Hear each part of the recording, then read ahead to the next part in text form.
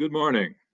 I hope everyone had a good weekend, and I hope everyone's looking forward to having a Wednesday off without classes, and that you're all looking forward to the downhill slide. We have 6 class periods left to wrap up The War That Saved My Life, The Black Panther, and Hatchet. Let's begin with another lit term du jour. When I was a kid, I always liked the term soup du jour. It was soup of the day, and even on small little restaurants and cafes, they sometimes tried to be fancy. So I'm going to try to be fancy too and do lit term du jour. Paradox. Paradox is a statement that seems logically contradict itself, but upon examination is often found to be true. First of all, I think paradoxes are likely ironic, but irony does not always get us to a paradox. Irony, as I say on the slide, need not be paradoxical. And so I think it's important to understand that paradox and irony are two different things. Just like Alanis Morissette's song lyrics really aren't about irony. An old man turned 98, he won the lottery, and died the next day. That's not ironic. He's 98. He was going to die soon anyway. Rain on your wedding day, there's always a chance of that. Doesn't make it ironic. All right. Lots of times people, don't take good advice. That doesn't necessarily make it ironic. Paradoxes are likely ironic, but they differ from irony by the nature of being a paradox. I hate to use the definition to define it, but let's look at the next slide and get some clarification. Classic examples. Nobody goes there anymore. It's just too crowded. Obviously, if nobody goes there anymore, it should be empty. The fact that it's crowded means people do go there. But the person who is making the statement might easily be talking about his or her circle of friends, and they aren't going there anymore because the place has become too crowded. There are some classic examples from literature. I have 3 of them on the slide here. Juliet talks about her only love sprung from her only hate. Love and hate, that contradiction, I think gets us close to paradox. Hamlet is smack dab in the middle of the paradox when he says, I must be cruel to be kind. Okay. That obviously those two go together. However, if you think about parents who have to put their children in timeout to teach them a lesson, there's not necessarily cruelty there, but it certainly is not a soft sort of kindness. And then finally, from 1984, we have War is Peace. Obviously, that's a contradiction. Freedom is slavery. Ignorance is strength. Those sorts of things are all paradoxes. In the case of 1984, they weren't true. Certain philosophical traditions have certainly talked about the idea of people are strongest in their weakness, those sorts of things. But anyway, I think when we're talking about the war that saved my life, we are certainly talking about a title that is paradoxical.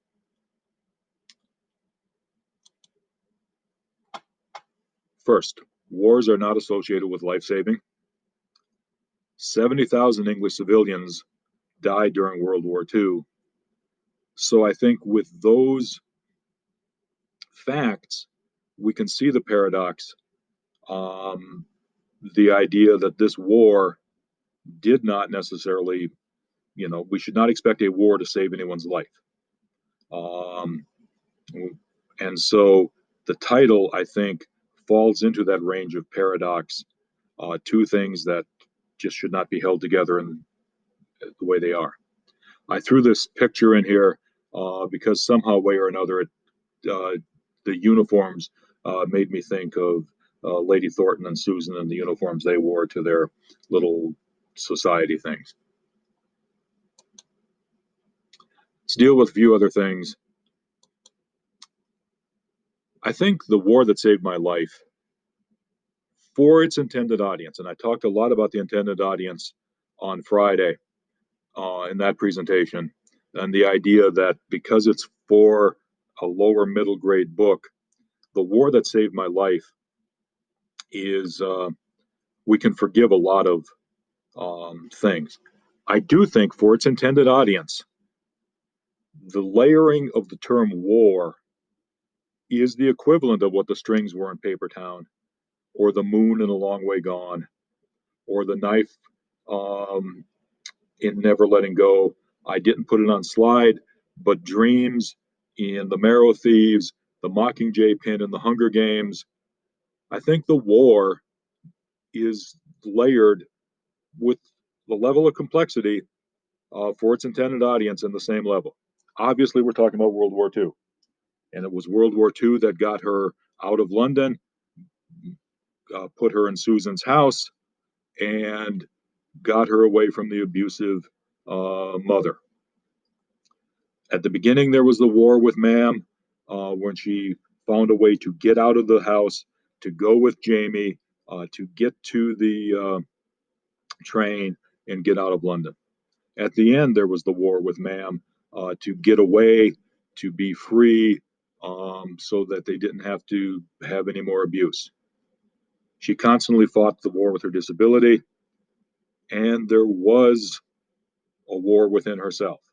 Um, and so, certainly, the accept being loved by Susan, I think, was a part of it. It gave her, she had a lot of trouble doing that. And the idea that she should be happy, I think, finding joy at the tail end, and I'll come back to finding joy a little bit later. But I think that all of those things were wars as well. And so we have an external war that affected her life. We have a personal war with her mother. We have sort of two internal conflicts, the fighting over overcoming her disability and overcoming her own emotional trauma. There's a lot of layers there. And I think for a fourth, fifth, or sixth grade kid, it can easily be the equivalent of strings for a junior or senior, the knife for a sophomore or junior, the Mockingjay pin for an eighth grader, ninth grader, 10th grader.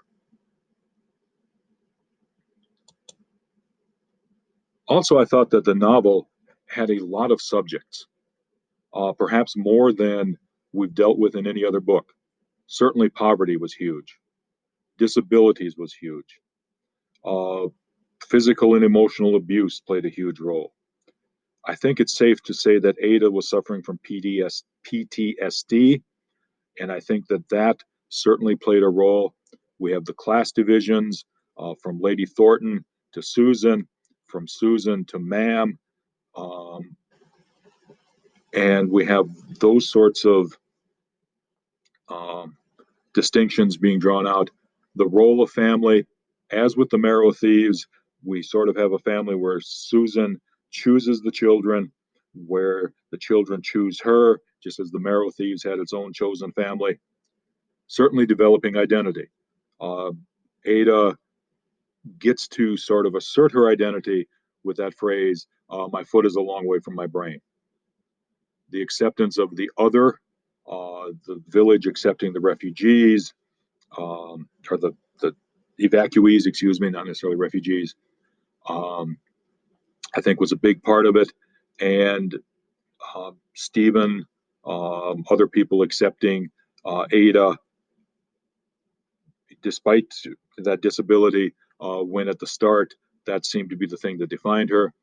I think Susan's grief um, is a subject that not a lot of other books dealt with. And finally, the idea of sacrifice, giving up um, something for the good of others, is a big chunk of this. And certainly the World War II queuing up for rations and things like that. That idea of a communal sacrifice is a big part of the novel. And again, some of these things we've dealt with before, others we haven't. And so I think it's important to remember that even though it's for a middle grade audience, it does offer a lot of subjects to think about for those fourth, fifth, sixth graders. The other thing I think that's really important about this novel is the fact that of all the books we're going to read, it is by far the most female centered. The protagonist is a female. We've had that with um, the Hunger Games, for example. But, you know, I don't think that Katniss towered above the rest of the characters in the book um, the way that Ada towers over Jamie, for example.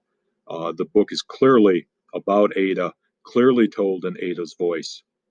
And I think I might be, willing to accept an argument about this that um, Ada could have succeeded without Jamie um, more easily than Katniss could have succeeded without Peeta and Haymitch. Certainly, if we look at the book, the big bad, the is Mam, and Ada's father is deceased and not in the picture.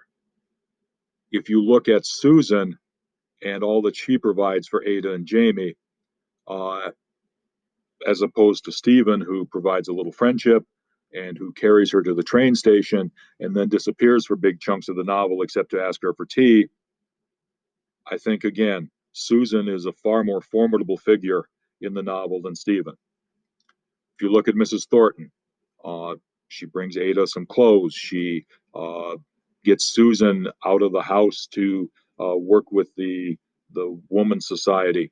That name just eludes me right now. As opposed to Colonel McPherson, who is also, an older person used to being in command, but he is pushed to the background. He needs Stephen to, help him out. He's blind. He's, almost infirm, as opposed to the formidable Mrs. Thornton. If you look at Maggie, she helps Susan see through things like, or she helps Ada, excuse me, see through things like Susan is real. She rides her brother Jonathan's horse, but the brother never appears at all. If you look at Daisy, um, who was helping at Dunkirk, and you look at Grimes, perhaps they're more equal, but Daisy's a young girl, Grimes is an adult. Um, and this is probably the only one where I think the guy is equal. And if you look at Daisy's mother running the business, um, making sure that doing the best she can to deal with all of the evacuees of Dunkirk, and you compare her to the male cops who are completely and totally inept and would not have caught the spy had not Ada pushed them and pointed out the sand and the cuffs.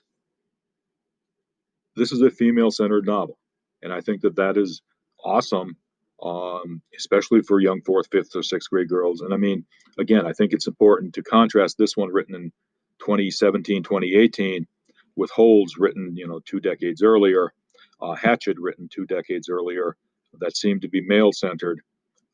It's important, I think, to have this female-centered novel. That said, I do sometimes wonder if this book is a little bit too 21st century. I'm not sure how the people of Kent would have dealt with Susan's relationship with Becky. It does strike me that, um, you know, it would have been problematic then. Um, and I do think that this is one spot where it's a 21st century novel and we need to examine it in light of 20th century viewpoints.